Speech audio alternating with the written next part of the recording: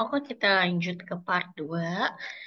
Di sini ada data MI, nama sekolah, keterangan jenis ke sekolah, nama sekolah, dan keterangan. Lalu kita mau melengkapinya dengan cara menggabungkan. Nah, kalau misalnya kita tulis nih satu-satu manual MI, Insan Cendikia. Cendikia pagi. Kalau misalnya ini datanya hanya 5 sih oke, gampang ya. Tapi nanti kalau datanya 100, 1000 maka capek juga ya. Jadi kita harus pakai rumus. Nah, gimana cara rumusnya? Sama dengan, biasakan selalu pakai sama dengan saat menggunakan rumus, lalu concatenate. Nah, concatenate.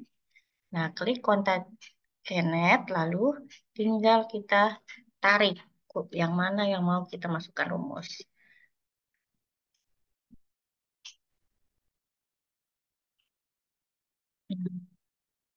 Ini MI, koma, nah tanda kutipnya 2, jangan lupa spasi, kutip lagi. Spasi itu buat apa? Berarti kita mau ada spasi di antara MI, si Insan Cendekia paginya. Koma lagi, klik lagi tabel yang mana, terus komain, pakai kutip, pakai spasi, koma lagi. Nah, keterangan di sini juga sama, koma, kutip, sorry, koma, spasi kutip baru tanda tutup kurung. Nah, langsung bisa ya. Apa yang terjadi kalau misalnya kita nggak pakai spasi di kutip ini? Jadinya nanti nggak ada spasinya. Kita coba ya. Nah, tuh. Jadi MI Insan Cendekia pagi. Jadi dia tanpa spasi. Jadi di kutip ini harus kita pakai spasinya. Oke. Nah, nanti ke bawahnya kayak biasa. Kita tinggal tarik kursornya. Kita geret atau kita tarik. Lanjut. Nah, nama kepala sekolah. Nah, nama kepala sekolahnya kita mau ini kan ada kecil, ada gede, ada kecil, ada gede. Nah, kita mau kalau hurufnya kecil semua, besar semua, atau kita mau kapitalis as each other, jadi yang is sentence, jadi cuma depannya aja yang besar. Nah, di nama sekolah itu gimana? Maka sama dengan kalau misalnya kecil semua, kita pakai sama dengan lower. Sama dengan lower, terus yang mau kita kecilin semua yang ini kan. Oke, nama kepala sekolahnya jadi kecil. Nah, kalau misalnya kita mau besar semua, pakai sama dengan upper. Yang mana yang mau kita edit? Oke, jadi besar semua. Lalu kalau misalnya kita mau hanya di setiap kata yang besar semua, berarti berarti pakainya sama dengan proper. Jadi lower, upper, proper. Nah, jadi di sini hanya kata-kata depan aja yang besar. Ini yang ketiga, part ketiga jauh lebih penting dengan part sama dan part kedua karena ini biasanya kita pakai untuk mengambil data di perkantoran. Jadi harus benar-benar paham dan diperhatikan. Nah, misalnya kita punya base data atau data referensinya di sini nih, di part sini yang data referensi. Nah, part 3 ini kita mau ngambil data referensinya, data tersebut dari data referensi. Nah, kalau misalnya nomor pemesanannya ini berurutan nih 101, 102, 103, berurutan sampai 110, enak ya. Tapi kalau misalnya di sini 106, 102, 104, 105, ini kan tidak berurutan ya. Maka kita harus tulis satu-satu. Nama customer 106 siapa misalnya? 106 Vivi, tulis. Terus domisilinya di mana kita harus cek satu-satu. Nah, ini kalau misalnya 10 data aja kita lumayan kelelahan ya, apalagi kalau di perkantoran sampai 100 sampai 1000 susah. Jadi kita harus pakai data dan pakai rumus apa? Kita pakai rumus ini kan datanya ke bawah ya. Kalau data ke bawah itu berarti vertikal. Kalau vertikal itu berarti kita pakai VLOOKUP. Jadi ada yang namanya VLOOKUP, ada yang namanya HLOOKUP. Nah, kalau vertikal itu berarti VLOOKUP. Tapi kalau misalnya dia horizontal, pakainya HLOOKUP. Gimana langsung aja ya. Nah, kalau ini kan datanya ke bawah nih vertikal, berarti nanti kita pakai rumus yang ke ini adalah VLOOKUP. Sedangkan yang kota pengiriman ini adalah horizontal kan, dia menyamping ke segaris, maka ini pakainya HLOOKUP. Gimana? Langsung aja. Misalnya ini nama customer. Nama customernya kan biasanya kita tulis nih 106 nama customernya siapa sih? Vivi. Kita tulis satu Vivi. Domisilinya di mana? Misalnya Vivi, domisilinya Palembang. Terus lama pengirimannya kalau Palembang tuh berapa lama di sini Palembang 2 hari gitu. Kan itu satu-satu ya. Kita pakai satu rumus aja. Terus nanti kita tarik ke semuanya sampai ke bawah kan. Maunya kayak gitu jadi lebih mudah. Nah, gimana caranya? Nah, kita pakai tadi VLOOKUP. Jadi sama dengan VLOOKUP. Nah, karena di sini ada sama dengan VLOOKUP. VLOOKUP nih, ada VLOOKUP. Kita biasa petunjuknya itu di bawah ini, jadi kita tinggal ikutin aja. Lookup table, lookup value-nya kita pakai yang mana nih? Jadi katanya di sini ada nomor pesanan yang sama kayak data referensi. Berarti kita klik sih nomor pesanan yang sama kayak data referensi, lookup value-nya, terus table array. Table array itu artinya kita blok semua base data referensinya. Jadi kita blok semua gini. Nah, jangan lupa nih, ini yang nggak kalah penting. Kalau habis kita semuanya kita udah blok kayak gini nih, jangan lupa kita pakai Fn F4. Artinya apa sih ini? Untuk di sininya nih, nanti jadinya ada dolar-dolar kayak gini. Ini artinya apa? Jadi saat kita tarik ke bawah, rumusnya tuh nggak berubah dan semua data kita bisa pakai gitu. Apa yang terjadi kalau misalnya dolar-dolar ini nggak kepake, nggak ke masukin ke rumus nanti kayak gimana kita akan lihat ya. Oke, kita lanjut dulu. Habis itu dia minta ini call index num yang mana indeksnya tadi nama customer ini kan ini kolom ke-1, ini kolom kedua, berarti indeks indeks nama customer itu di kedua ya. Kolom kedua berarti kita tulis kedua, sisanya kita nol aja. Habis itu tutup kurung. Nah, ini berarti nama customernya Vivi. Oke. Oke, ulang lagi ya. Di sini data referensinya itu ada nomor pesanan doang. Ada nomor pesanan, nama customer.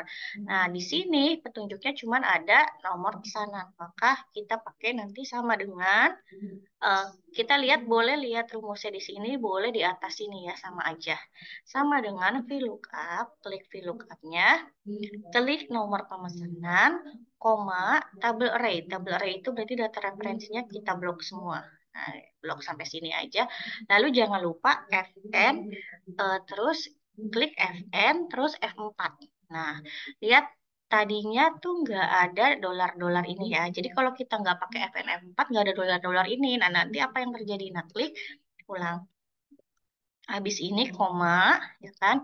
Terus nama customer itu di kolom kedua terus nol. Tutup kurung. Nah, ini Vivi, oke Vivi benar. Tapi karena kita nggak pakai dolar-dolar itu, jadinya ke bawahnya gimana? Nah, berantakan. Apakah 102 Beni? Kita lihat. 102 oke benar Beni. Tapi kenapa 103 dia tidak terlihat? Padahal di sini ada si Cinta. Nah, itu karena nggak pakai dolar-dolar itu. Nah, kalau udah habis data referensi, coba kita tambahin klik Fn F4. Oh, nggak bisa. Berarti harus selesaiin dari awal dulu. Berarti ulang, hapus semua. Jadi harus hati-hati ya di VLOOKUP ini.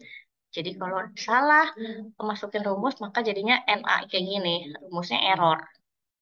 Oke, sama dengan VLOOKUP karena ini adalah vertikal VLOOKUP nomor pemesanan, koma kode array, table array-nya berarti kita blok semua. Jangan lupa Fn F4. Nah, ada dolarnya. Udah oke kita koma. Karena tadi balik lagi ya, karena di rumusnya laptop Ibu, laptop saya maunya itu koma. Tapi nanti ada beberapa laptop maunya eh, pemisahnya itu bukan koma, tapi titik koma ataupun titik dua gitu. Jadi kita harus ngikutin petunjuk yang ada di laptopnya masing-masing. Lalu habis koma di sini kita tadi minta nama customer itu 2,0. Tutup. Nah, lalu ke bawahnya gimana kalau udah ada si dolar-dolar itu? Nah, jadinya Beni, Dwi. Jadi semuanya udah oke ya. Tuh. Oke, kita masuk ke domisili. Sama kayak tadi lagi, sama dengan VLOOKUP. VLOOKUP, terus kita klik nomor pemesanan, tabel array-nya, masuk ke data referensi, kita tarik semua, jangan lupa FN F4, komain lagi. Habis itu dia minta domisili ya. Domisili itu ada di kolom berapa? 1, 2, 3, 4. Berarti 4, koma sisanya 0 tutup kurung. Nah, domisilinya langsung. Nah, karena kita udah pakai dolar-dolar dulu, maka di sininya pasti jadinya benar. Nah, lama pengiriman. Nah, lama pengiriman kan di data referensinya nggak ada nih. Lama pengiriman kan adanya begini nih. Ya, di horizontal. Berarti nanti kita ngomonginnya datanya itu yang horizontal, berarti pakainya lookup. Terus kita pakainya di sini datanya itu hanya kota dan lama pengiriman. Berarti nanti di lama pengiriman ini kita pakainya domisili yang kota, nggak lagi pakai nomor pemesanan karena di data referensinya di lama pengiriman itu adanya cuma kota sama lama pengiriman, bukan lagi nomor pemesanan. Berarti nanti sama dengan lookup. Nah, lookup value-nya bukan lagi sih nomor pemesanan, tapi pakai domisili. Terus table array-nya berarti yang eh, horizontal aja. Jangan lupa FN F4 lagi, koma. Terus kita lihat lama pengiriman di sini kan ini adalah barisan ke-1, barisan kedua. Berarti lama pengiriman adanya di barisan kedua. 4, dan ini, koma. Ini yang koma ini tadi habis dolar-dolar ini koma 3, koma 0 ya. Terakhirnya kita pastiin 0 aja. Nah, di sini ada kesalahan apa? Data referensi. Oke, kita ulang ya. Lookup domisili, koma data referensinya kita klik, jangan lupa FN F4, koma. Nah, berarti 2,0. Kenapa 2 tadi? Karena di lama pengiriman ini adalah baris kedua. Enter. Nah, Palembang 2 hari. Benar nggak di sini Palembang 2 hari? Oke. Tinggal ke bawahnya, tinggal ikutin. Nah, Jakarta 1 hari, Surabaya 3 hari. Coba kita lihat. Surabaya 3 hari, Jakarta 1 hari. Oke, sama ya. Itu kenapa? Sama karena tadi kita di rumusnya itu ada dolar-dolarnya formula barnya. Berarti udah benar. Kalau misalnya nggak ada dolar-dolarnya, akan jadi salah karena nggak sama. Coba misalnya dolar-dolarnya kita hilangin ya. Kita ulang. Lookup Palembang, koma, data referensinya tanpa dolar ya kan, koma 2,0. Nah, di lama pengirimannya si Vivi benar, tapi kalau yang lainnya coba kita enter. Nah, NA, NA, NA. Nah, kenapa? Karena nggak ada dolar-dolarnya itu, jadi harus sama dengan lookup Palembang, terus koma, tabel array. Tabel array-nya ini, jangan lupa FN F4, koma, 2,0. Oke, jangan lupa tutup kurung. Oke, kalau udah tinggal kita tarik garisnya aja nih. Sip, nah semuanya udah terisi. Oke, gimana? Mudah kan ya? Asalkan rumusnya kita pelajari, kita coba hafalkan, latihan terus. Kalau misalnya kita latihan lama-lama terbiasa. Nah, ini biasanya rumus-rumus yang standar ini dipakai untuk tes admin, tes perkantoran, pokoknya tes-tes kita mau melaksanakan interview di kantor. Biasanya kita ditanya apakah bisa menggunakan Excel. Nah, biasanya rumus-rumus standarnya kita bisa ini. Nanti mungkin kalau misalnya udah bisa yang ini, kita ke yang lebih rumit lagi. Oke. Semoga bermanfaat.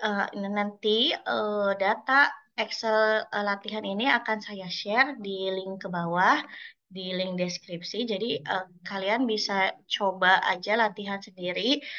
Nanti total rata-rata status ini saya hapus semua.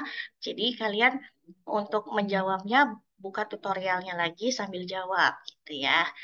Oke, terima kasih banyak atas perhatiannya. Semoga ilmunya bermanfaat. Selamat bekerja, selamat mencoba. Assalamualaikum warahmatullahi wabarakatuh.